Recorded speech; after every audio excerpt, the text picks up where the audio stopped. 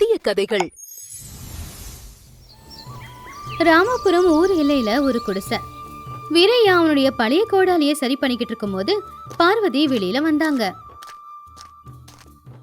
ஏங்க, நேத்து நீங்க வெட்டிட்டு வந்த விறகு விற்கல இல்லையா? அதனால வீட்டு செலவுக்கு பணம் எதுவும் கிடைக்கல. வீட்டுல இப்ப சமைக்கிறதுக்கு எந்த பொருளும் இல்லைங்க. எவ்வளவு கஷ்டப்பட்டாலும் கூட அந்த கடவுளுக்கு நம்ம மேல ஏன் கருணை பொறுக்க மாட்டேங்குதுன்னு எனக்கு தெரியல. கவலைப்படாத பார்வதி, கஷ்டப்பட்டு உழைக்கிறவங்க பொறுமையா இருக்கணும். உழைப்புக்கான பலன் ஒரு வேளை இன்னைக்கு கிடைக்கலனாலும் நிச்சயம் ஒரு நாள் கிடைக்கும். இன்னைக்கும் நான் காட்டுக்கு போய் நல்லா காஞ்சி இருக்கிற விறகா வெட்டி கொண்டு வரேன். நம்ம ஜமீன்தார் வீட்டில் ஏதோ விசேஷமாமா. ஒருவேளை அவர் வந்து விறகு வாங்கினாலும் வாங்கிப்பாரு. யாரு அந்த ருத்ரையாவா? அவன் எவ்வளவு மோசமானவன்னு ஊர்ல இருக்கிற அத்தனை பேருக்குமே தெரியும். விறகு வாங்கிப்பான், ஆனா அதுக்கான பணத்தை ஒழுங்கா கொடுக்கவே மாட்டான். அவனுக்கு விற்கிறதுக்கு பேசாம வேற யாருக்காவது வித்துருங்க, இல்லைன்னா அது வீணாதான் போகும். பரவாயில்ல பார்வதி, நாம கொடுத்து சரியா பணம் வாங்கிக்கலாம். நாம கஷ்டப்பட்டு உழைக்கிறவங்க தானே. ஆமா, இதுல என்ன வச்சிருக்க? ராத்திரி வடிச்ச சாதத்துல தண்ணி ஊத்தி வச்சிருந்தேன். அது கூட ஒரு வெங்காயமும் ஒரு பச்சை மிளகாவும் வச்சிருக்கேன். எனக்காக மிச்சம் வைக்காதீங்க. நீங்க கஷ்டப்பட்டு உழைக்கிறவரு, நீங்க சாப்பிடுங்க. சரி, நான் இருட்டுறதுக்கு முன்னாடியே வந்துடுவேன். கடவுள் மேல பாரத்தை போட்டுட்டு தைரியமா இரு. மதியம் காட்டுல ருத்ரையா சாப்பிடுறதுக்காக ஒரு இடத்துல உட்காந்துக்கிட்டு இருக்கும்போது ஒரு முனிவர் மயக்கம் போட்டு வந்து அங்க விழுந்துட்டாரு. அப்பா, தாகமா இருக்குப்பா, ரொம்ப பசிக்குது. ஒரு அடி கூட எடுத்து வைக்க முடியல. உயிர் போற மாதிரி இருக்கு. கொஞ்சம் என் தாகத்தை தீர்த்து வைக்கிறியாப்பா? ஐயோ பெரியவரே, யாரு நீங்க? இந்த காட்டில் தனியா என்ன பண்றீங்க? நான் காசிக்கு போய்கிட்டு இருந்தேன். ஆனா இந்த காட்டுல வழி தெரியாம 3 நாளா நான் இங்கேயே சுத்திக்கிட்டு இருக்கேன். குடிக்க தண்ணி கூட கிடைக்காம சுத்திக்கிட்டே தான் இருக்கேன். ஐயோ கவலைப்படாதீங்க பெரியவரே, நீங்க எனக்கு அப்பா மாதிரி. என்கிட்ட கொஞ்சம் சாப்பாடும் இருக்கு, தண்ணியும் இருக்கு. நீங்க தண்ணியை குடிச்சிட்டு இதை சாப்பிடுங்க. இது நீ சாப்பிட வேண்டிய சாப்பாடாச்சே. கஷ்டப்பட்டு வேலை செய்யற உனக்கு பசி எடுக்காதா? நீயே இதை சாப்பிடு. நீ சாப்பிடாம உன் சாப்பாடை நான் எப்படி சாப்பிட்றது? ஐயோ பரவாயில்லங்க ஐயா, நீங்க 3 நாளா சாப்பிடலன்னு சொல்றீங்க. நான் நேத்து கூட சாப்பிட்டேன். பட்டினியா இருக்கிறதெல்லாம் எனக்கு பழக்கம்தாங்க. சாப்பிடுங்க, இப்ப உங்களுக்கு தான் சாப்பாடு தேவைப்படுது. அந்த முனிவர் அந்த சாப்பாட சாப்பிட்டாரு. ஐயா, என் பசியை தீர்க்க நீ பட்டினியா இருந்த. உனக்கு எந்த குறையும் வராது. நான் என் வழியில கிளம்புறேன். இப்ப எதுக்குங்க ஐயா? வெயில் அதிகமா இருக்கு. என் வீடு பக்கத்துல தான் இருக்கு. ஓய்வெடுத்துட்டு காலையில போங்க. இல்லப்பா, எனக்கு நிறைய வேலைங்க இருக்கு. உனக்கு வாழ்க்கையில எந்த ஒரு கஷ்டமும் வராது. கடவுள் உன்னை நல்லபடியா பார்த்துப்பாரு அப்படின்னு சொல்லி அந்த முனிவர் அங்கிருந்து போயிட்டாரு. சூரையா பசியோடவே விறகு வெட்டி எடுத்து வீட்டுக்கு கொண்டு வந்தான். இன்னொரு பக்கம் ருத்ரையா அவன் வீட்டு வாசல்ல உட்காந்துக்கிட்டு இருக்கும்போது அந்த முனிவர் அவனுடைய வீட்டுக்கு வந்தாரு. ஐயா ஜமீன்தார் ஐயா, நான் ரொம்ப தூரம் பயணம் பண்ணி வந்திருக்கேங்க. சாப்பிட்டு 4 நாள் ஆகுது. முடிஞ்சா எனக்கு கொஞ்சம் சாப்பாடு கொடுங்க. உங்களுக்கு புண்ணியம் கிடைக்கும். யாரையா நீ? என் வீட்டை பார்த்தா தர்ம சத்திர மாதிரியா தெரியுது? வீரையா, இவனை கழுத்தை பிடிச்சி வெளியில தள்ளு. இனிமே என் வீட்டுக்கு வந்துடாத.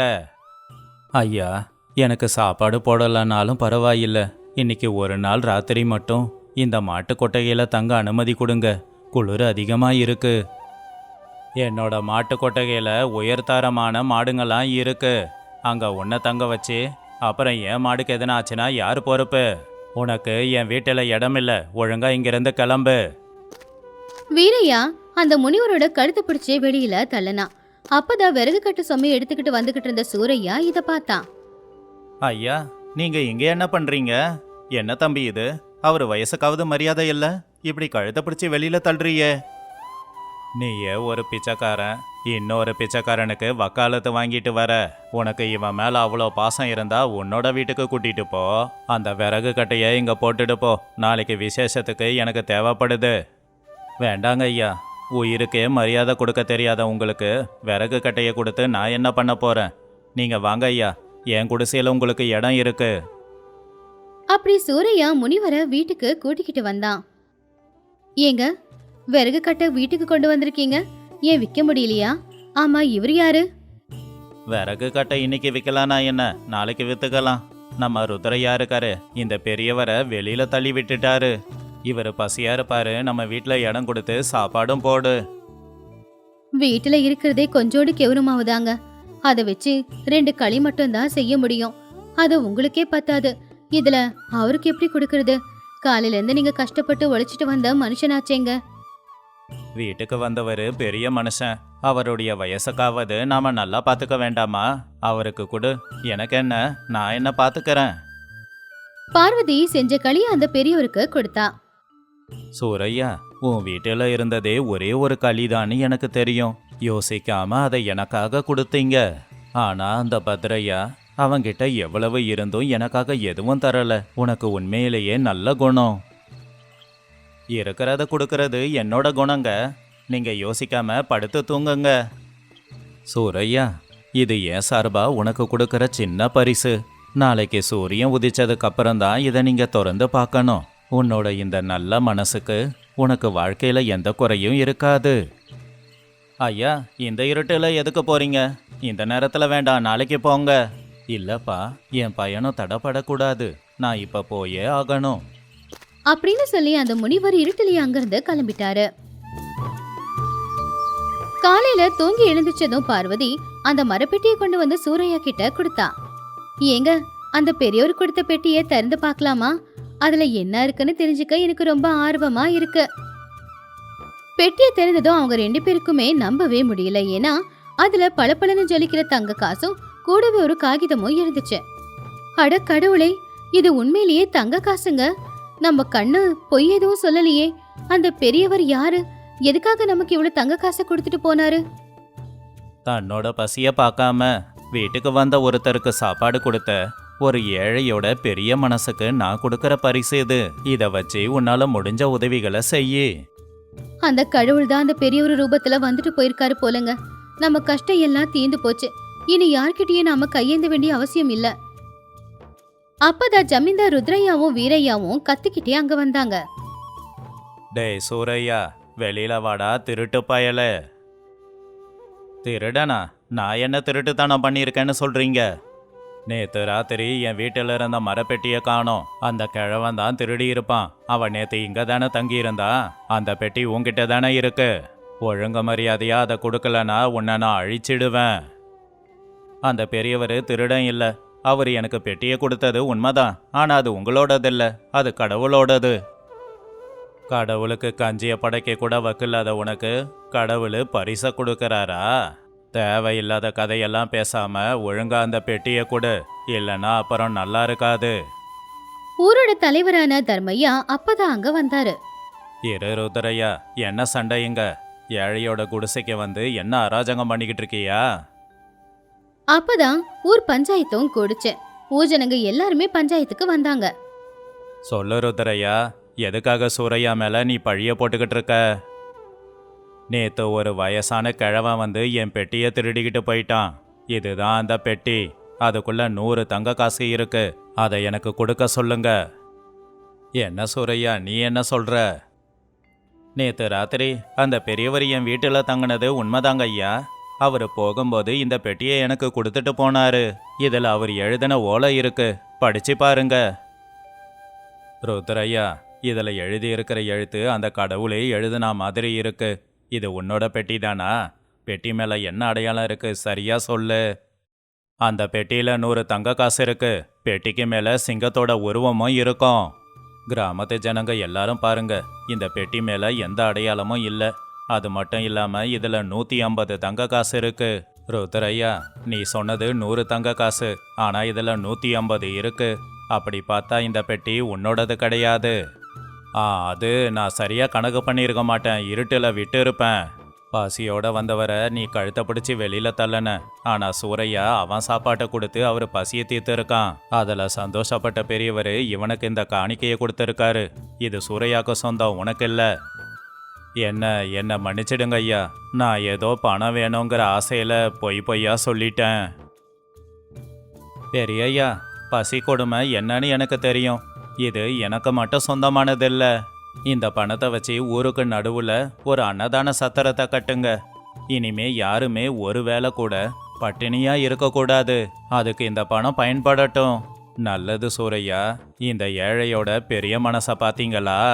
சுப்பையா, உன்ன மாதிரி ஒரு நல்ல மனசுக்காரன் இங்க இருக்கிறது எங்களுக்கு பெருமை. சூரையா பார்வதி 2 பேரும் பெருமையா நடந்து போனாங்க.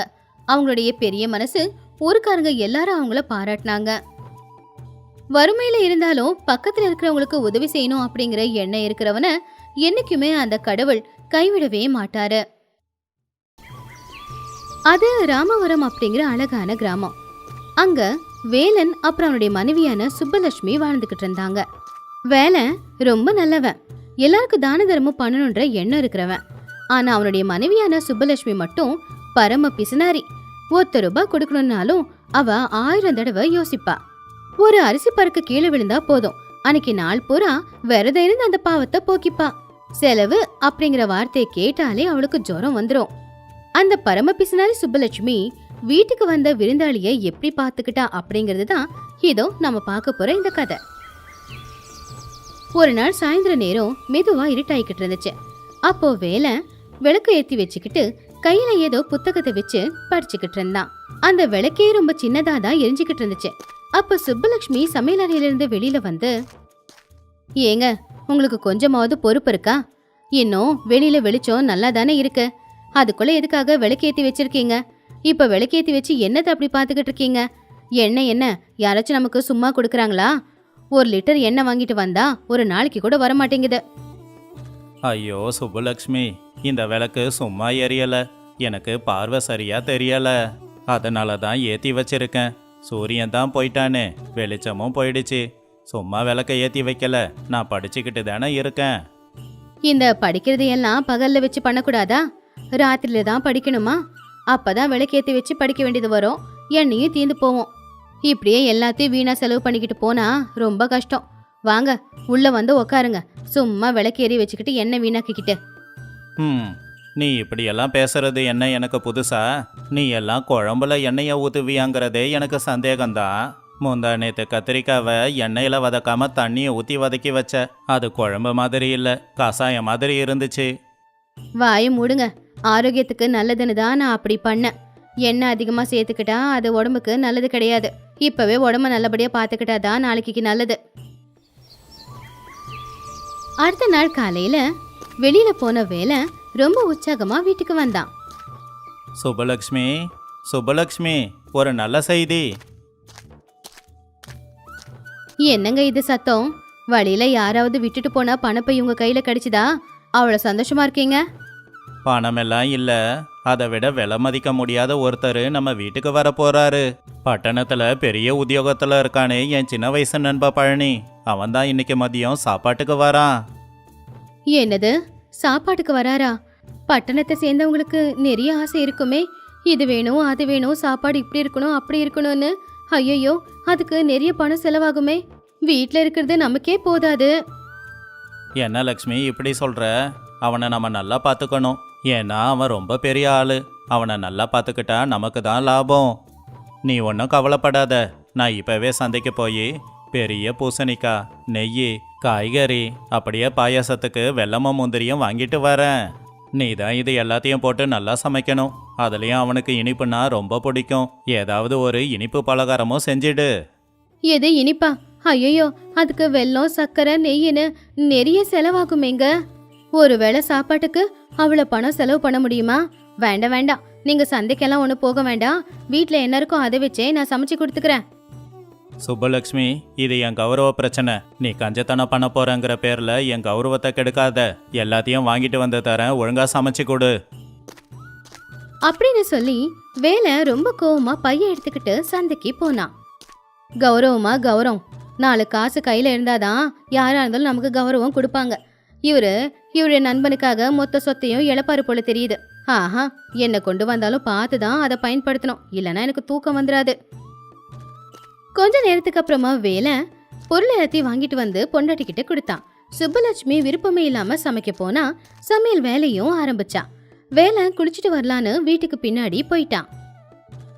இவரு கொண்டு வந்திருக்கிற இந்த கடலைப்பருப்பை மொத்தமா போட்டு வடையை செஞ்சுட்டா அப்புறம் நாளைக்கு தேவைப்பட்டா நான் என்ன பண்றது? பேசாம கொஞ்சம் கடலைப்பருப்பும் கூட கொஞ்சம் அரிசி மாவும் கலந்துடுறேன். யாராலையும் கண்டுபிடிக்க முடியாது. சூடா வடை செஞ்சு கொடுத்தா எல்லாரும் சாப்பிடுவாங்க அப்படின்னு சுப்பலட்சுமி மனசுக்குள்ள நினைச்சுக்கிட்டா. அவ அவளுடைய கஞ்ச புத்திய காட்ட ஆரம்பிச்சா. பாயசத்துல பாலுக்கு பதிலா தண்ணிய ஊத்தி கலருக்காக கொஞ்சம் மஞ்சத்தூள போட்டா. நெய்யில பாதி எண்ணெய கலந்து வச்சா. ஆஹா, நான் எவ்வளவு திறமசாலி! இன்னைக்கு அவர் கொண்டு வந்ததுல 2 ரூபாய் மிச்சம் பிடிச்சிட்டேன். இருக்கிறத வச்சே நல்ல விருந்தும் ஏற்பாடு பண்ணிட்டேன். அன்னைக்கு மதிய நேரம் ஊருக்குள்ள ஒரு மாட்டு வண்டி வந்துச்சு. அந்த வண்டியில இருந்து வேலனோட நண்பனான பழனி இறங்குனான். அவன் கையில நிறைய பழங்களும் வச்சிருந்தான். என்னடா வேலா, நல்லா இருக்கியா? எவ்வளோ நாளாச்சு உன்னை பார்த்து. வாடா பழனி வா, நீ வந்ததில் என் வீடே கலகலன்னு இருக்கு. பயணம் எப்படி இருந்துச்சு? பயணம் நல்லா தான் இருந்துச்சு. உனக்காகவும் தங்கச்சிக்காகவும் பட்டணத்துல இருந்து பழமும் இனிப்பும் கொண்டு வந்தேன். சுப்பலட்சுமியோட பார்வை முழுக்க அந்த கூடையில தான் இருந்துச்சு. அவ பக்கத்துல வந்து, வாங்கண்ண வாங்க, எப்படி இருக்கீங்க? ஐயோ, எதுக்குன்னா இவ்வளவு கஷ்டப்பட்டு எல்லாத்தையும் வாங்கிட்டு வந்தீங்க? இருந்தாலும் பாசமா வாங்கிட்டு வந்திருக்கீங்க, கொடுங்க அப்படின்னு சொல்லி அந்த கூடைய வாங்கிக்கிட்டு உள்ள கொண்டு போய் பத்திரமா வச்சா. யாருக்கும் அதுல இருந்து எதுவுமே அவ கொடுக்கல. டே பழனி, நீ குளிச்சுட்டு உள்ளவாடா. என் பொண்டாட்டி உனக்காக இனிப்பு பலகாரம் செஞ்சிருக்கா. சின்ன வயசுல உங்க அம்மா கூட என்ன இப்படி தாண்டா கவனிப்பாங்க. அம்மா மாதிரியே தங்கச்சியும் இருக்கு போல. நீ கொடுத்து வச்ச வந்தாண்டா. பழனியும் வேலனும் 2 பேருமே குளிச்சு முடிச்சிட்டு வந்து சாப்பிட்றதுக்காக முன்னாடி உட்கார்ந்தாங்க. அப்போ சுப்பலட்சுமி அவங்களுக்கு பரிமாறிக்கிட்டு இருந்தா. அண்ணன், சங்கோஜமே இல்லாம சாப்பிடுங்க. இது கத்திரிக்காய் குழம்பு. இதுல மசாலாவுக்காக லவங்கம் ஏலக்காய் எல்லாம் தட்டி போட்டிருக்கேன் அப்படின்னு சொல்லி மனசுக்குள்ள மட்டும் நான் எதுவுமே போடல. இந்த குழம்புக்கு அந்த பட்டை லவங்கோட மனம் வரணுன்றதுக்காக டப்பாவை திறந்து வச்ச கொஞ்ச நேரம் அதுலயே அந்த மனம் குழம்புல வந்துட்டு இருக்கோம். நல்லா இருக்குமா தங்கச்சி? அதிகமா எதுவும் இல்லை. சுப்பலக்ஷ்மி, குழம்புல உப்பு காரத்தை சரியா போட்டியா? கொஞ்சம் சப்புன்னு இருக்கிற மாதிரி இருக்கு. உங்களுக்கு எதுவும் தெரியாதுங்க. கொஞ்ச நாளைக்கு முன்னாடி வைத்தியர் நம்ம வீட்டுக்கு வந்திருந்தப்போ சொன்னாரு, சாப்பாட்டுல உப்பு காரம் கம்மியா எடுத்துக்கிட்டாதான் ஆயுள் அதிகமாகும் அப்படின்னு. அண்ணனும் அதிக வருஷம் வாழணுன்ற ஆசை எனக்கு இருக்காதா அப்படின்னு சொல்லி அவ செஞ்ச இனிப்பு பலகாரத்தை பரிமாறினா. அப்போ பழனி அந்த இனிப்பை சாப்பிட ஆரம்பிச்சான். அது கல்லு மாதிரி கட்டியா இருந்துச்சு. அப்போ அதை பார்த்து அவன் சிரிச்சுக்கிட்டே, ஐயோ என்னடாச்சு? ஒன்றும் இல்லடா, இனிப்பு பலகாரம் ரொம்ப நல்லா இருக்கு, அதான். ஏமா தங்கச்சி, இதுல வெல்லத்தை போட்டியா இல்ல சிமெண்ட் எதுனா போட்டியாமா? ஐயோ அண்ணன், என்ன இப்படி சொல்லிட்டீங்க? சுத்தமான வெல்லத்தை தான் போட்டேன். என்ன பாகு கொஞ்சம் கெட்டி ஆயிடுச்சு, அதனாலதான் அது கொஞ்சம் கல்லு மாதிரி இருக்கு. நல்லா மென்னு சாப்பிடுங்க, அப்பதான் உங்க பல்லு நல்லா இருக்கும். சுப்பலக்ஷ்மி, நெய்ய கொண்டு வா. நெய்ய ஊத்தி சாப்பிட இவனுக்கு ரொம்ப பிடிக்கும். நெய்யா? இதோ கொண்டு வரேங்க அப்படின்னு சுப்பலட்சுமி சமையலறைக்குள்ள போய் எண்ணெய் கலந்த நெய்ய கொண்டு வந்தா. இந்தங்கண்ண, இது சுத்தமான பசு நெய். நேத்து தான் நான் வீட்டுல பண்ணேன். ஆஹா தங்கச்சி, உண்மையிலேயே நீ அன்னபூர்ணா தேவி தான். இப்படிப்பட்ட நெய்யை என் வாழ்க்கையில நான் சாப்பிட்டதே இல்லை. இதோட சுவை ரொம்ப அமோகமா இருக்கு.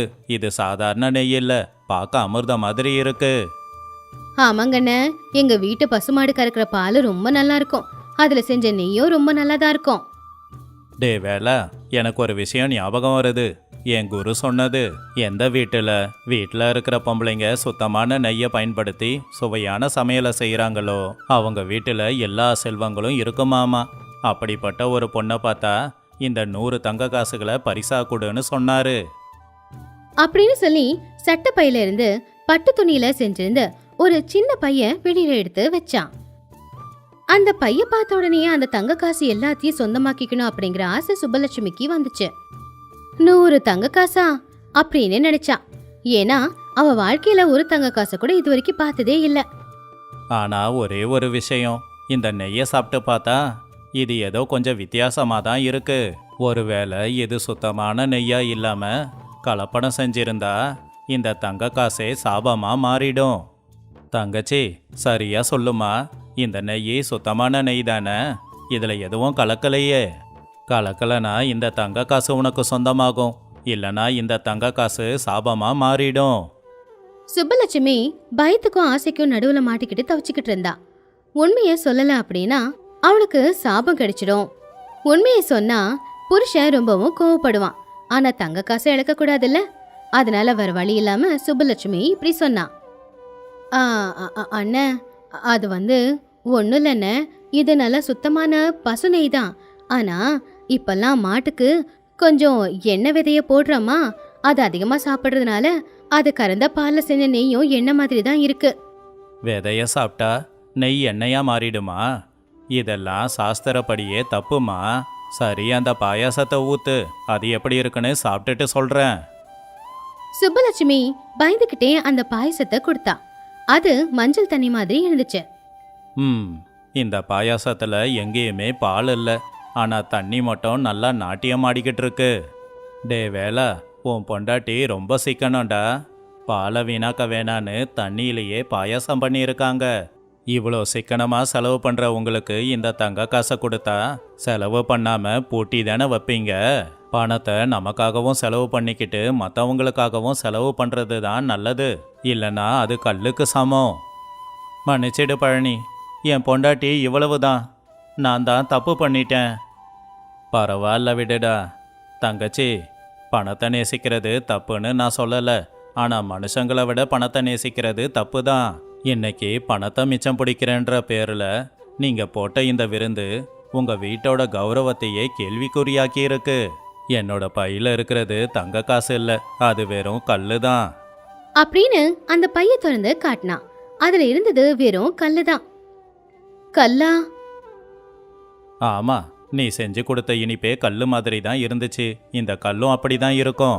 அப்புறம் தண்ணியில் பாயாசம் பண்ணி கொடுத்த உனக்கு யாரும் தங்க காசு தர மாட்டாங்க, கல்லை தான் தருவாங்க. சுப்புலட்சுமிக்கு அவ பண்ண தப்பு புரிஞ்சுது. அவளுக்கு இப்போ அழுகையா வந்துச்சு. என்ன மன்னிச்சிடுங்க அண்ணன், கஞ்சத்தனம் என் கண்ணை மறைச்சிடுச்சு. வீட்டுக்கு வந்தவங்கள நல்லா கவனிக்காம உங்ககிட்டயே அந்த கஞ்சத்தனத்தை காட்டிட்டேன். என்னோட கஞ்சத்தனத்தினால இன்னைக்கு நண்பன் முன்னாடி என் புருஷன் தலை குனிஞ்சு நிக்கிற மாதிரி ஆயிடுச்சு. இது எல்லாத்துக்கும் காரணம் நான் தான். பண்ண தப்பு புரிஞ்சுக்கிட்டல்லம்மா, அதுவே போதும். உண்மையிலேயே அது ரொம்ப பெரிய விஷயம்தான். டே வேலா, கவலைப்படாதடா.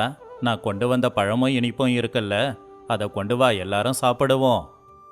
சுப்புலட்சுமி உடனே உள்ள வச்சிருந்த இனிப்பு பலகாரமும் பழமும் கொண்டு வந்தா. இந்தாங்க, 2 பேரும் இதை சாப்பிட்டுக்கிட்டு இருங்க. நான் மறுபடியும் சமையல் அறைக்குள்ள போய் சுத்தமான நெய் நல்ல அரிசியை பயன்படுத்தி விருந்துக்கு ஏற்பாடு பண்றேன். இப்போ கணக்கு பார்க்க மாட்டேன். அது அப்படி வா வழிக்கே. டே பழனி, நீ வந்ததுல என் பொண்டாட்டி மனசு மாறி இருக்கா. எனக்கு இது ரொம்ப சந்தோஷமா இருக்கு. எனக்கும் சந்தோஷம்தான். வாங்க எல்லாரும் ஒண்ணா உட்காந்து இனிப்பு சாப்பிடுவோம். அன்னைக்கு ராத்திரி நேரம் வேலனும் பழனியும் ரொம்பவும் மனசார வயிறார சாப்பாடு சாப்பிட்டாங்க. சுப்புலட்சுமி அன்னையில இருந்து அவளுடைய கஞ்சத்தனத்தை விட்டு தேவையான அளவுக்கு பணத்தை செலவு பண்ணிக்கிட்டு வீட்டுக்கு யாராவது வந்தா அவங்களை நல்லபடியா கவனிச்சு அனுப்பிக்கிட்டு இருந்தா. இந்த கதையில இருக்கிற நீதி என்னன்னா, பணத்தை மிச்சம் பிடிக்கிறது தப்பில்ல, ஆனா தேவைப்படுற அளவுக்காவது பணத்தை செலவு பண்ணணும். அதுலயும் வீட்டுக்கு யாராவது வந்தாங்கன்னா அவங்க விரோதியாவே இருந்தாலும் அவங்கள நல்லபடியா கவனிச்சு அனுப்பணும்.